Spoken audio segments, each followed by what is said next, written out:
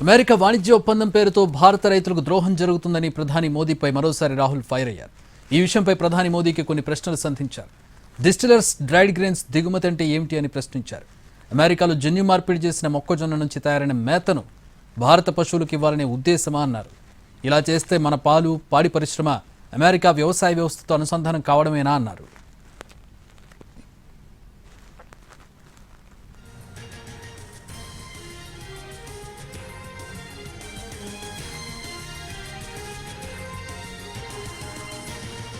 జన్యు మార్పిడి చేసిన సోయా ఆయిల్ దిగుమతులను మనం అనుమతిస్తే మధ్యప్రదేశ్, మహారాష్ట్ర, రాజస్థాన్లోని సోయాబీన్ రైతుల పరిస్థితి ఏమవుతుందని ప్రశ్నించారు రాహుల్. ఇప్పటికే ధరల హెచ్చుతగ్గులతో ఇబ్బందులు పడుతున్న రైతులు మరోసారి ధరల షాక్ను తట్టుకోగలరా అని క్వశ్చన్ చేశారు.